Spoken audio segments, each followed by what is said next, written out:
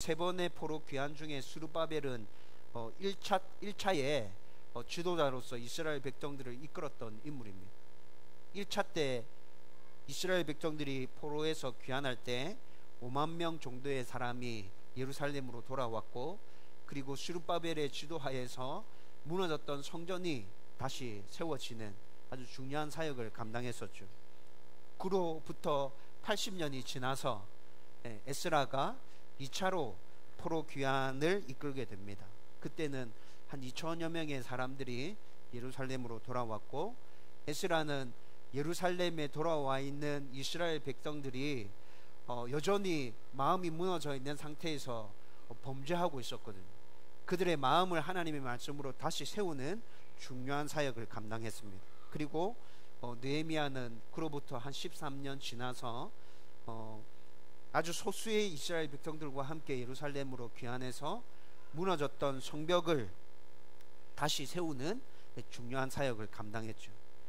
여러분, 이렇게 포로 귀환 시대 때 등장한 위대한 사람 세 사람, 이 사람들은 모두 다 무너진 성전과 또 이스라엘 백성들의 마음과 성벽을 다시 세우는 중요한 일들을 감당했기에 이 세 사람 모두 다 무너진 곳을 다시 세우는 사람이라고 칭할 수 있을 것입니다.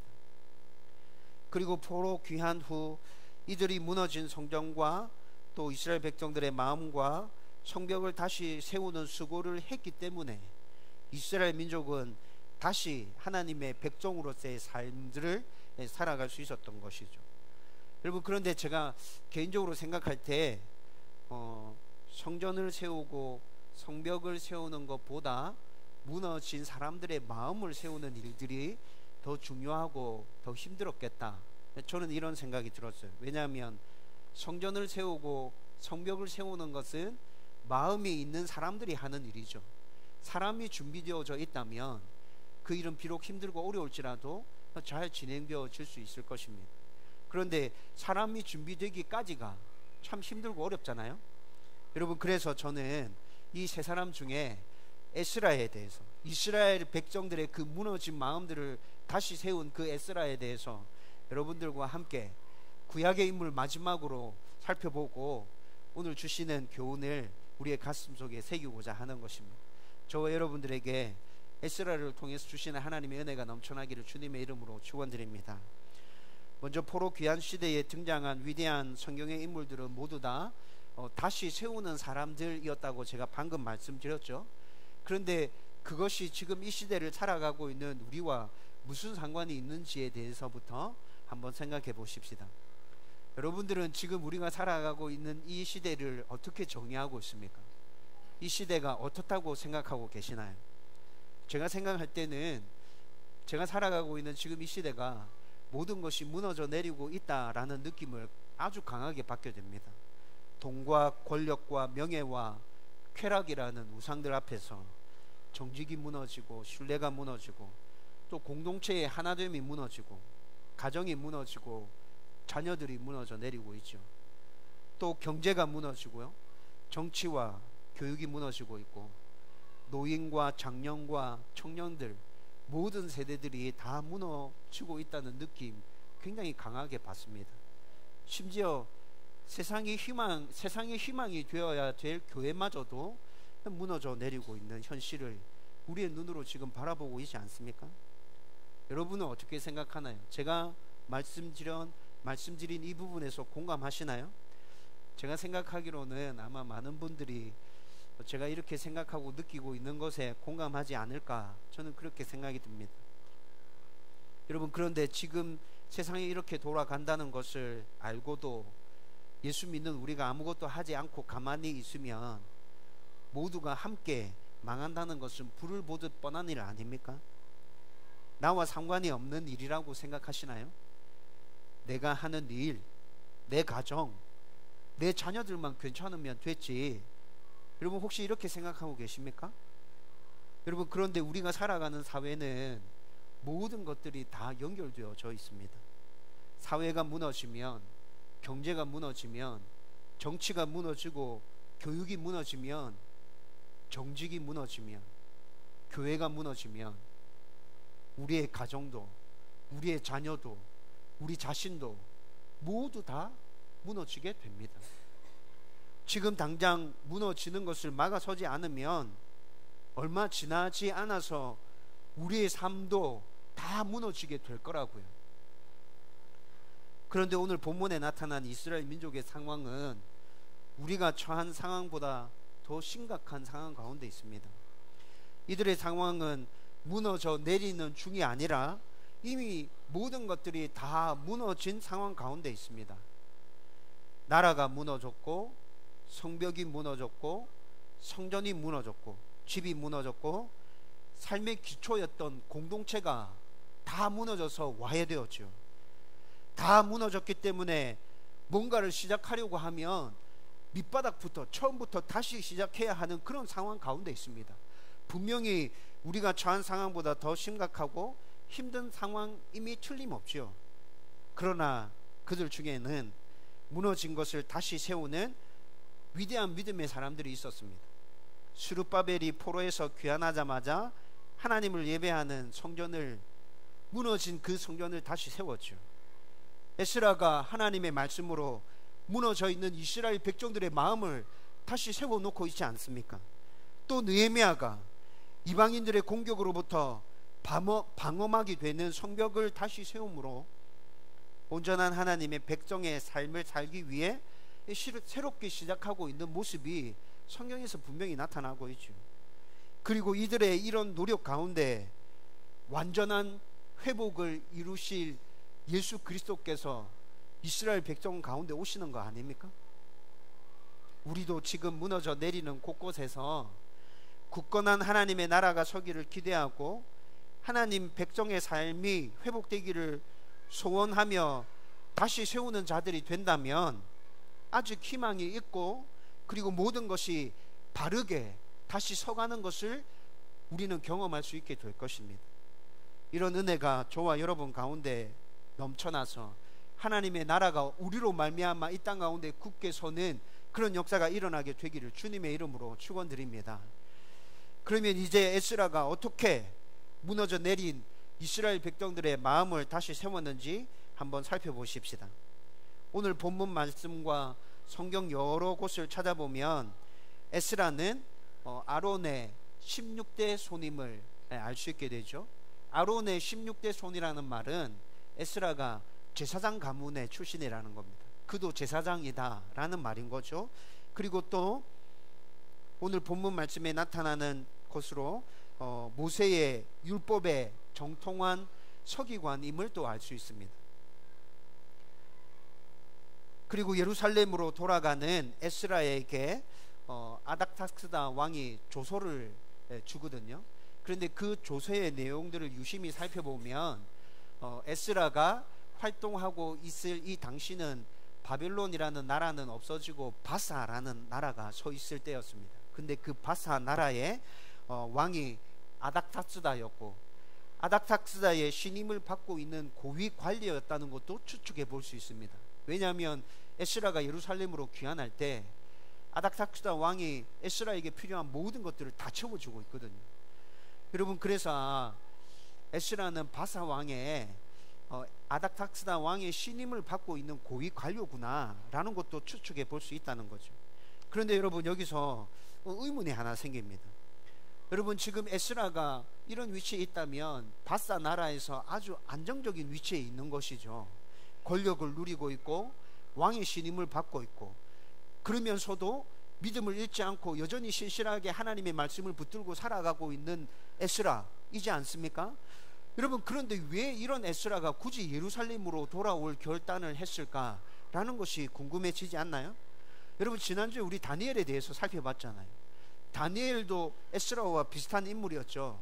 그런데 다니엘은 예루살렘으로 돌아오지 않고 여러 명의 왕들이 거쳐가는 동안에 나라의 2인자, 3인자의 위치를 유지하면서 모든 나라 가운데 하나님의 다스리심과 통치를 선포하는 위대한 일들을 하지 않습니까? 여러분, 다니엘이 그런 일을 했다면 에스라도 지금 바사 나라에서 그렇게 살면 하나님의 영광이 드러날 텐데 왜 굳이 에스라가 힘들고 어려운 일들을 자청해서 예루살렘으로 돌아오려고 할까? 여러분, 이런 궁금증이 생기지 않나요? 여러분, 오늘 우리가 읽었던 말씀에서는 이 궁금증을 명확하게 풀 수 있는 근거들이 탁 드러나지 않습니다. 그런데 아닥사스다 왕이 에스라가 예루살렘으로 향할 때 조서를 들려보낸다고 말씀드렸죠. 근데 그 조서의 내용들을 읽어보면 에스라가 지금 왜 예루살렘으로 돌아가려고 하는지 합리적으로 추측해 볼 수 있는 것들을 찾아볼 수 있습니다. 여러분, 먼저 7장 10절까지 우리가 말씀을 읽었는데 7장 11절부터 아닥사스다 왕이 에스라에게 준 조서의 내용들이 등장하거든요. 근데 7장 11절부터 그 말씀을 쭉 읽어보면 그 조서의 내용 가운데 도드라지게 나타나는 내용이 뭐냐면 예루살렘에 세워져 있는 성전을 지원하는 내용들이 굉장히 강조되어서 등장하고 있습니다. 여러분, 스룹바벨이 1차 때, 포로기한 1차 때 돌아가서 첫 번째 한 일이 성전을 지은 일이라고 그랬죠. 여러분, 그 성전이 이미 예루살렘에 지어져 있습니다. 그로부터 지금 80년이 지났습니다. 그리고 에스라가 지금 예루살렘으로 돌아가는데, 에스라가 예루살렘으로 돌아갈 때 아닥사스다가 들려준 조서의 내용 가운데 성전을 지원하는 내용이 주를 이루고 있다고요. 여러분, 이 말은 무슨 말이에요? 성전이 제대로 기능을 못하고 있다는 것을 추측할 만한 내용이죠. 성전이 세워지긴 했어. 근데 그 성전이 유지되어지고 그리고 또 허물어지고 또 수리해야 될 곳이 있을 때 보수해야 되는 일들이 80년 동안 잘 진행되어지지 않고 있었어요. 그래서 예루살렘으로 돌아가는 에스라에게 아닥사스다 왕이 조서를 들려보내는데 그 조서의 주된 내용이 성전을 지원하는 내용이었다고. 여러분, 이렇게 조서를 받고 에스라가 예루살렘으로 돌아갑니다. 그런데 바로 돌아가는 게 아니라 준비하는 과정을 거치거든요. 그 준비하는 과정이 에스라 8장에서 나타납니다. 그런데 에스라 8장에서 준비하는 과정을 살펴보면 에스라가 제사장을 모집합니다. 레위인을 모집합니다. 그리고 성전에서 봉사할 사람들을 모집하고 있습니다. 여러분, 이것이 8장의 내용에서 또 중점으로 나타나고 있는데, 여러분, 이 이야기를 통해서 또 추측해 볼 수 있는 건 뭡니까? 제사장을 모집하고 레위인을 모집하고 있다는 말은 무슨 말이죠? 예루살렘 성전에서 지금 제사가 올바르게 드려지고 있다고요? 그렇지 못하다고요. 제사를 드리는 제사장의 인력이 턱없이 모자라다고요. 성전을 섬겼던 레위인들의 수가 턱없이 모자라다고요. 그래서 그 사실을 알고 있었던 에스라가 예루살렘으로 돌아가기 전에 제사를 제대로 지낼 수 있는 인력을 충원하기 위해서 제사장들을 모집하고 있고 레위인들을 모집하고 있었던 것이죠. 여러분, 이런 이야기들을 쭉 읽어보면 에스라가 예루살렘으로 돌아가려고 하는 이유, 안정적임에도 불구하고, 비록 바사 나라에서 포로 생활을 하고 있음에도 불구하고 그는 신앙을 지키고 있었잖아요. 하나님을 섬기는 삶을 살고 있었잖아요. 그럼에도 불구하고 그가 예루살렘으로 돌아가려고 하는 이유는 예루살렘의 상황이 지금 이러했기 때문에. 여러분, 성경을 읽어보면 이 일이 에스라가 먼저 결단하고 일어선 일이 아닙니다. 하나님께서 에스라에게 이런 마음을 허락해 주시는 거죠. 아닥사스다 왕을 움직이는 거죠. 80년 전에 돌아갔던 그 이스라엘 백성들이 이런 상황 가운데 있었기 때문에 그들의 무너진 마음을 다시 세우기 위해서 하나님께서 이렇게 아닥사스다 왕과 에스라를 사용하셔서 그의 가운데 특별한 사명을 주시고 이스라엘 백성들의 무너진 마음을 다시 세우라 라고 말씀하시며 그를 보내고 있는 것입니다. 여러분, 에스라는 하나님으로부터 이 사명을 받고 모든 준비를 마치고 또 아닥사스다 왕의 적극적인 지지를 등에 업고 예루살렘으로 돌아갑니다. 그리고 예루살렘에 도착했습니다. 4개월 동안 여행한 아주 긴 여정이었습니다. 그리고 예루살렘에 도착하고 오늘 7장 10절에서 읽었던 말씀이 그가 예루살렘에 도착하고 난 이후에 했던 결심 3가지를 우리가 오늘 본문 말씀 가운데서 함께 읽었습니다. 여러분, 10절 말씀을 다시 한번 같이 읽어보십시다. 다 같이 읽겠습니다. 시작. 에스라가 여호와의 율법을 연구하여 준행하며 율례와 규례를 이스라엘에게 가르치기로 결심하였었더라. 아멘. 여러분, 에스라가 하나님의 사명을 받고 오랜 기간 동안 여행해서 예루살렘에 도착했습니다. 도착하고 난 다음에 에스라가 결단했던 3가지가 이 말씀 가운데 나타납니다. 하나님의 말씀을 연구하는 것, 그리고 자기가 먼저 그 말씀을 준행하는 것, 그리고 이스라엘 백성들에게 그 말씀을 가르치는 것. 내가 이스라엘 백성들의 무너진 마음을 세우기 위해서 이 세 가지를 꼭 해야겠다. 에스라가 결심했다고 성경에서 말씀하고 있죠. 여러분, 이 결심은 여러분 바위에 글씨를 새기는 것과 같이, 그렇게 바위에 글씨를 새겨 놓으면 지워지지 않잖아요. 그렇죠? 자기의 마음 깊숙하게 이 결심을 새겨 놓고 있는 것을 말하는 것입니다. 예루살렘으로 돌아온 에스라가 왜 이런 결심을 했을까요? 여러분, 지금 에스라가 예루살렘으로 돌아와서 하려고 하는 일들은 이스라엘 백성들의 무너진 마음을 다시 세우는 일들을 하려고 하는 것이죠. 이 일들은 설교 시작하면서 말씀드렸던 성전을 다시 세우는 일, 성벽을 다시 세우는 일, 이런 것과 비교하면 비교할 수 없을 정도로 굉장히 힘든 일입니다. 왜냐하면 사람의 마음을 바꾸는 일, 변화를 일으켜내는 일, 여러분 이거 절대 쉬운 일 아니죠. 여러분, 이것은 저와 여러분들의 모습을 찬찬히 살펴보면 금방 확인할 수 있는 것입니다. 여러분, 내 삶 가운데 무엇이 잘못됐는지 여러분 느끼는 바가 있잖아요. 이렇게 잘못되어져 있는 이 부분을 어떻게 해야 내 삶이 더 풍요로워지고 더 온전한 하나님의 백종으로 살아갈 수 있는지 여러분 생각하는 것들이 있지 않습니까? 그럼에도 불구하고 여전히 우리는 그 어려움들과 힘듦들 가운데서 씨름하면서 살아가고 있는 여러분들의 모습을 한번 보세요. 저의 모습을 한번 들여다보면 변화가 정말 힘들다, 사람이 바뀌는 게 이게 말처럼 쉬운 일이 아니구나 라는 것들을 금방 확인할 수 있게 되죠. 여러분, 이것뿐만이 아니라 사람의 변화는, 마음의 변화는 눈으로 쉽게 확인되어지지 않습니다. 이것도 큰 어려움 가운데 하나입니다. 여러분, 성전을 세우고 성벽을 세우는 일들은 내가 노력하고 수고한 만큼 눈에 확실하게 딱 드러나잖아요. 성벽이 점점 세워가고 있는 모습이 눈에 나타나고, 성벽이 점점 세워가고 있는 모습이 눈으로 나타나면 여러분 그것으로부터 동기부여가 되지 않습니까? 더 열심히 하면 완전하게 세워진 성전의 모습을 얼마 지나지 않아서 내가 볼 수 있겠구나, 완성된 성벽의 모습을 우리가 볼 수 있겠구나, 그것이 우리로 하여금 힘이 나도록 하잖아요. 여러분, 요즘에 우리 지한이가 공부를 열심히 하고 있습니다. 성적이 많이 올랐습니다. 자기 스스로 그 오른 성적을 보면서 동기부여가 되고 있는 것 같아요. 여러분, 이런 거라고요. 그렇죠? 그런데 마음의 변화는 그 결과물이 눈으로 드러날 때까지 상당한 시간이 걸립니다. 여러분, 그렇기 때문에 마음의 변화를 위해서 동기부여를 한다는 것은 굉장히 어렵고 힘든 일입니다. 누군가 이 일에 사명을 짊어지고 앞에 앞장서서 외치고 부르짖는 사람이 없다면 마음의 변화를 추구해 가는 이 일은 금방 사그라들고 무너져 내려버리게 된다는 것이죠. 여러분, 에스라가 이 일을 너무나도 잘 알고 있었어요. 자기가 지금 하려고 하는 것은 이스라엘 백성들의 마음의 변화를, 무너져 있는 그 마음을 다시 세우는 일인데 이것이 얼마나 힘들고 어려운 일이라는 걸 그가 너무 잘 알고 있었던 거죠. 그래서 예루살렘에 도착한 에스라가 이렇게 결정하고 있는 거예요. 마음을 다잡고 더 열심히 말씀을 연구해야겠다, 내가 먼저 그 말씀대로 살아야겠다, 그리고 이 말씀대로 살라고 이스라엘 백성들에게 가르쳐야겠다. 여러분, 이 다짐을 하고 이스라엘 백성들의 그 무너져 있는 마음을 다시 세우는 작업을 하고 있습니다. 여러분, 그 세 가지 결단들 하나하나 좀 자세히 살펴보십시다. 여러분, 에스라가 한 첫 번째 결단은 율법을 열심히 연구하기로 결단한 것이죠. 여러분, 그런데 이 부분에서 또 이상하다는 생각이 좀 듭니다. 왜냐하면 성경은 에스라에 대해서 말해줄 때 이미 그는 하나님의 말씀을 잘 아는 자라고 계속 말씀해 주고 있거든요.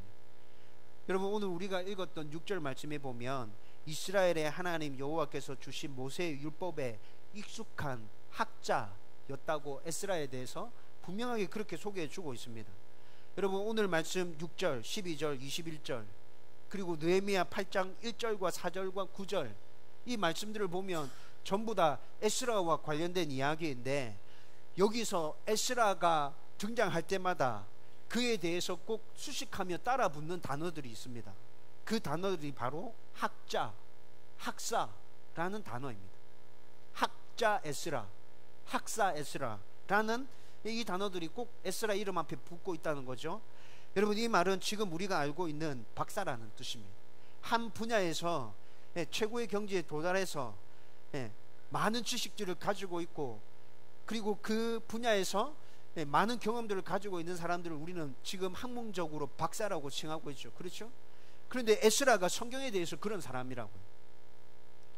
그리고 박사로서 성경에 대한 많은 지식을 알고 있을 뿐만이 아니라 에스라는 매일 한결같은 모습으로 늘 하나님의 말씀을 가까이 대하고 있습니다.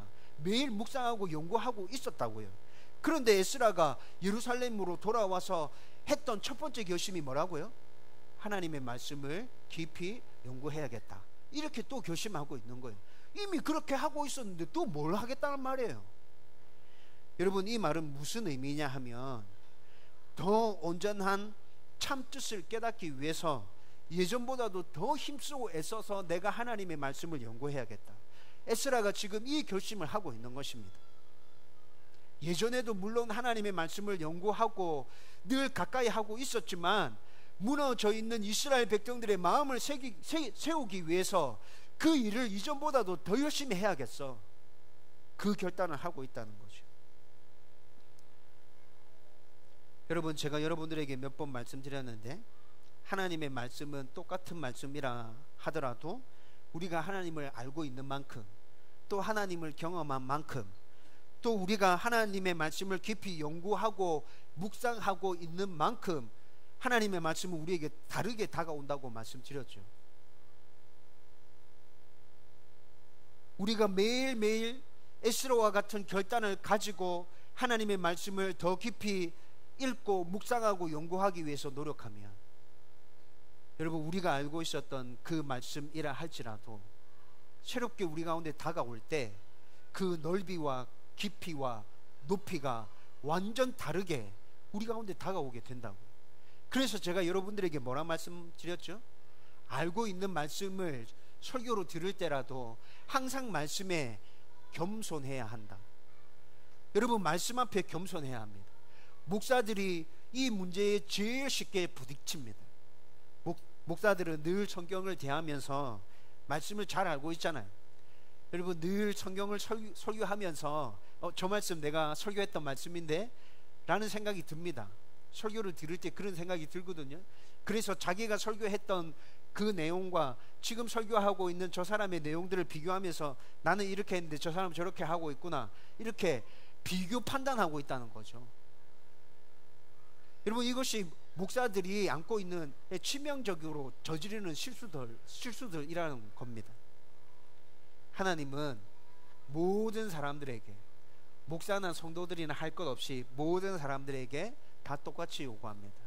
말씀 앞에 겸손해라. 네가 겸손한 마음으로 말씀 앞에 다가선다면 나는 늘 새롭게 너에게 말해줄 것이다. 하나님 이렇게 말씀하고 있죠. 여러분, 이런 의미에서 시편 19편 7절에서 9절 말씀 보면 시편 기자는 이렇게 얘기합니다. 여호와의 율법은 완전하여 영혼을 소생케 하고 여호와의 증거는 확실하여 우둔한 자로 지혜롭게 하며 여호와의 교훈은 정직하여 마음을 기쁘게 하고 여호와의 계명은 순결하여 눈을 밝게 하도다. 여러분, 시편 기자가 지금 이 이야기를 하고 있는 이유는 뭐죠?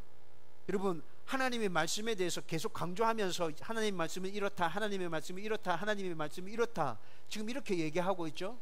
여러분, 이 의미는 하나님의 말씀을 꼭 붙들고 절대로 놓지 말고 계속해서 깊이 연구하라는 것을 강조해서 이렇게 말씀하고 있는 거잖아요.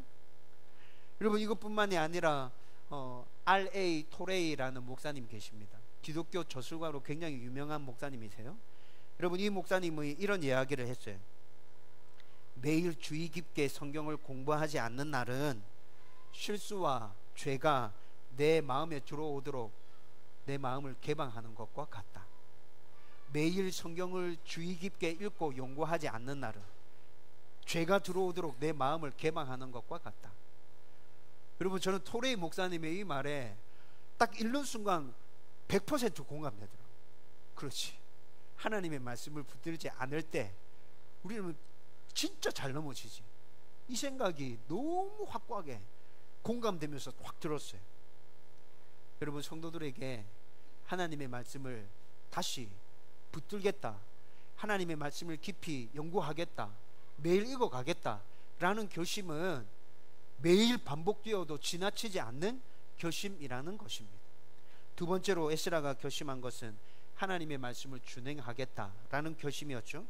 여러분, 에스라는 머리로만 공부하지 않고 복종하기 위해서, 순종하기 위해서 하나님의 말씀을 공부한 사람이었습니다. 하나님의 말씀은 배워 아는 것이 전부가 아니고 실행하는 것이 굉장히 중요한 것이죠. 오히려 알고도 순종하지 않으면 죄가 된다고 성경은 그렇게 말씀해 줍니다. 야고보서 4장 17절 말씀 이렇게 얘기합니다. 그러므로 사람이 선을 행할 줄을 알고도 행하지 아니하면 죄니라. 여러분, 이 말이 무슨 말이에요? 하나님의 말씀이 어떻다 하는 것을 알고 있는데 그대로 살지 않으면 그게 죄라는 말이죠. 지금 한국 교회가 힘을 잃어가고 있습니다. 왜 그렇습니까? 목사와 성도들이 하나님의 말씀대로 순종하지 않기 때문에 그렇습니다. 교회가 많이 없어서, 목사가 많이 없어서 한국 땅 안에 기독교가 힘을 잃어가고 있는 것인가요? 아니요, 그렇지 않아요.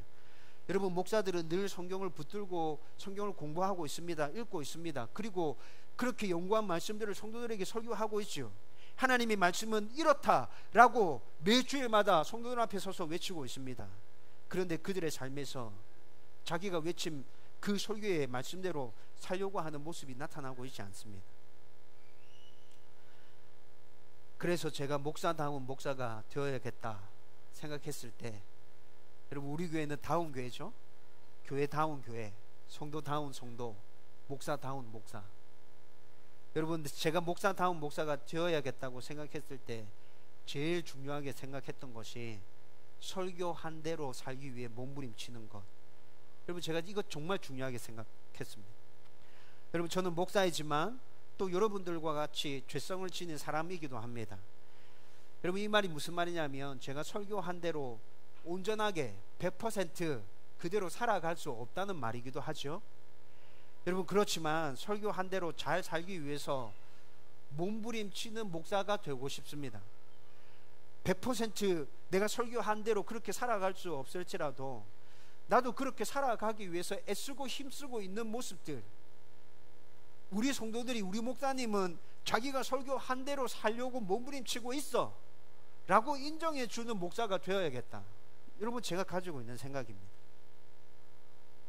목사이기 때문에 그렇게 하는 게 아니라 그냥 하나님 앞에서 좋은 성도가 되고 싶어서, 하나님의 백성 되고 싶어서 그렇게 애쓰고 힘쓰고 있는 그런 성도의 모습이 나의 가운데서 나타나면 좋겠다. 여러분, 그렇게 살아가지만 저도 잘 못 산다고 했잖아요. 실수할 때 있고 죄 지을 때 있고 넘어질 때 있을 겁니다. 그때 하나님 앞에 다시 엎드리고, 하나님, 저 이런 부분에서 잘못했습니다. 제가 실수했습니다. 제가 죄를 지었습니다. 여러분 앞에서 사과해야 될 부분이 있다면 제가 목사로서 이렇게 살지 못했습니다. 죄송합니다. 이렇게 여러분들에게 용서를 구하고, 여러분 다시 일어서서 하나님의 말씀을 붙들고 다시 애쓰면서 살아가려고 하는 모습들, 여러분, 저는 그게 목사다운 모습이라 생각합니다.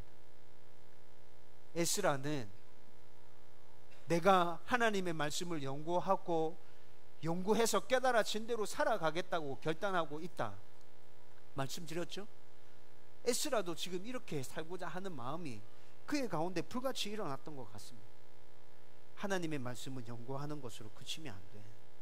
내가 그대로 살아야 돼. 내가 그렇게 살 때 무너져 있는 이 이스라엘 백성들에게 큰 도전이 될 거야. 나의 모습을 보면서 그들도 같이 따라오게 될 거야 라는 생각을 가지고 에스라가 이런 결단을 하고 있다는 거죠. 여러분들이 에스라와 같은 결단으로 이 세상을 살아간다면 우리가 살아가고 있는 이 세상이 바뀌어지게 될까요? 예, 그렇죠. 바뀌어지게 되죠. 사람들이 여러분들을 향해서 예수 믿는 사람들이라고 인정해 줄 겁니다. 나도 저렇게 살고 싶다 라는 생각을 가질 수 있도록 그들에게 선한 도전을 던져줄 수 있게 될 거예요. 여러분, 성경은 하나님의 말씀을 붙들고 이렇게 순종하며 사는 자들에게 시냇가에 심겨진 나무가 시절을 쫓아서 풍성한 열매를 맺듯이 그들도 삶 가운데 하나님 주신 열매를 맺게 될 것이라 말씀하고 있죠. 여러분, 분명히 에스라는 이런 열매를 맺었을 겁니다. 저와 여러분들도 이런 결단을 가지고 순종하면서 복종하면서 살아야겠다 결단하고 나아가면 우리도 이런 열매를 맺게 될 것입니다. 세 번째 에스라에게 나타나는 결단은 율법을 가르치기로 결심한 것입니다. 여러분, 단지 선생이라는 직임 때문에 자기는 연구하지도 않고 진행하지도 않으면서 그냥 마지못해서 가르치고 있다면 그 가르침에 무슨 영향력이 있겠습니까? 여러분, 이런 가르침을 베풀고 있다면 가르치는 그 사람과 가르침을 받고 있는 사람들 모두 다 망하게 되는 것이죠. 그런데 에스라는 자신이 먼저 연구하고 또 자신이 먼저 연구한 것을 지키고 그리고 그것들을 이스라엘 백성들에게 가르치겠다고 결심하고 있는 것입니다. 여러분, 에스라가 이 결심대로 연구하고 지키고 가르친 그 결과가 어떻게 나타나는 줄 아세요? 에스라 10장 가보면 그 결과물이 나타납니다. 정말 놀랍습니다. 예루살렘으로 돌아온 자들은 하나님의 말씀에 순종하면서 하나님의 백성답게 살겠다는 결단과 각오를 가지고 바벨론 나라에, 바산 나라에 세워져 있는 모든 안정적인 삶들을 포기하고 지금 이렇게 온 거 아닙니까? 그렇죠? 여러분, 70년 동안 바벨론에서, 바산 나라에서 그렇게 살면서 이미 그들 가운데 갖춰져 있는 안정적인 삶의 터전들이 있었다고요. 그런데 그것을 포기하고 예루살렘으로 돌아올 정도였다면 그들 가운데 있었던 온전한 하나님의 백성에 대한 그 열망과 그 간절한 소원들이 얼마나 컸는지 짐작할 수 있죠. 여러분, 그런데 스룹바벨이 1차로 5만 명의 이스라엘 백성들을 이끌고 예루살렘으로 돌아왔는데, 그래서 성전을 세웠는데, 그러고 난 다음에 그들이 하나님의 백성의 모습으로서 잘 살았을까요? 아니요, 그렇지 못했어요. 여러분, 이렇게 엄청난 결단과 각오를 가지고 예루살렘에 돌아왔음에도 불구하고 그들은 이방인들과 결혼하고 또 이방인들이 섬기고 있었던 그 우상들을 섬기면서 하나님을 온전히 예배하고자 하는 마음과 또 우상들이 함께 짬뽕 되어지면서 이상한 모습으로 하나님을 섬기고 있었던 모습이 이때 이 당시 이스라엘 백성들이었다고요. 여러분, 에스라가 이스라엘 백성들의 이 모습을 보면서 참 안타까웠습니다. 너무너무 슬펐어요. 그래서 하나님의 말씀을 깊이 연구했고 하나님의 말씀이 깨달아진 대로 자기가 먼저 준행하면서 살았고, 그리고 깨달아진 대로 자기가 살고 있는 대로 이스라엘 백성들에게 정확하게 가르쳤죠. 하나님의 말씀은 이렇다. 그런데 너희들이 이렇게 하고 있네. 너희들 지금 잘못하고 있는 거야. 그렇게 하면 안 돼. 회개해야 돼. 다시 돌이켜야 돼. 하나님은 다시 돌이키는 자들을 품어주시고 용서해 주시고 용납해 주셔. 여러분, 이렇게 에스라가 이스라엘 백성들에게 하나님의 말씀을 가르치고 있습니다. 여러분, 이 말씀을 가르친 이스라엘 백성들이 에스라 10장 말씀 보면 스스로 율법을 지키기로 다짐하며 일어나고 있습니다. 여러분, 그리고 이들 가운데 있었던 이때 이 당시에 가장 심각한 죄 중에 하나가 뭐냐면 이방 사람들과 결혼한 것이었거든요. 이방 사람들과 결혼함으로 말미암아 그들이 가지고 있었던 우상들이 그대로 이스라엘 백성들 안에 들어왔고, 여러분, 그 우상들을 함께 섬기면서 이스라엘 백성들이 이렇게 되어버렸다고요. 그래서 이들이 어떻게 결단하고 있어요? 이방 아내들을 내보내겠습니다. 여러분, 스스로 이렇게 결단하고 있어요. 에스라가 이 결단을 촉구한 것이 아닙니다. 이렇게 하라고 명령한 것이 아닙니다. 에스라 10장 말씀을 읽어보면 하나님의 말씀을 제대로 가르침을 받은 이스라엘 백성들이 스스로 이렇게 결단하고 있다고. 여러분, 잘 생각해 보십시오. 이방 여인이기는 하지만 결혼해서 이미 가정을 꾸리고 있습니다. 그 사이에서 자녀들이 태어났습니다. 여러분, 그런데 그 이방 여인을 내보낸다는 것이 쉬운 일입니까? 여러분, 이것은 모든 사람들이 희생을 각오해야 하는 일이며 아픔을 각오해야 하는 일이죠. 그렇지 않으면 절대로 이렇게 할 수 없습니다. 그리고 이들이 이렇게까지 결단하고 있다는 것은 하나님 말씀으로 다시 하나님의 백성다운 삶을 살겠다는 분명하고 확고한 결단이 일어났기 때문에 이렇게 하고 있는 거 아니에요? 여러분, 이런 것들을 보면 에스라가 이스라엘 백성들 앞에서 보였던 그 모범이, 그리고 그들 가운데 외쳤던 그 가르침이 얼마나 강력했는지 우리는 짐작할 수 있게 되는 거죠. 하나님의 말씀대로 살려고 했던 그 에스라의 몸부림이 이스라엘 백성들 전부에게 다 전달되어졌구나. 에스라의 모습을 보면서 하나님의 백성은 저렇게 살아야 되는구나 라고 이스라엘 백성들이 다 깨닫고 있었구나.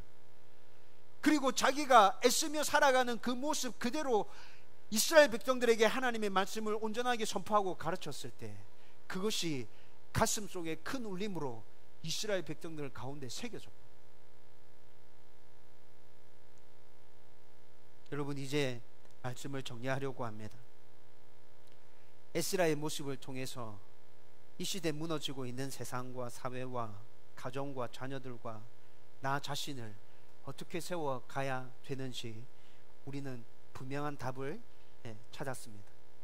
하나님의 말씀을 다시 붙들고 깊이 생각하고 묵상하는 것, 깨달아진 대로 순종하기 위해서 내가 먼저 몸부림치는 것, 그리고 하나님의 말씀을 내 주위에 있는 사람들에게 알려주고 이야기해 주는 것.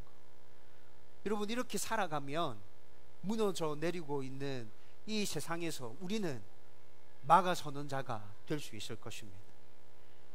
잘 아는 것이고 자주 들었던 것이고 이대로 하고 있다고 여러분 생각하셨나요? 그렇지 않습니다. 여러분 이것을 잘 못했기 때문에 세상이 무너지고 있는 것이고 사회가 무너지고 있는 것이고 우리의 가정이, 우리의 자녀가, 우리 각자가, 우리 교회가 무너져 내리고 있는 것입니다.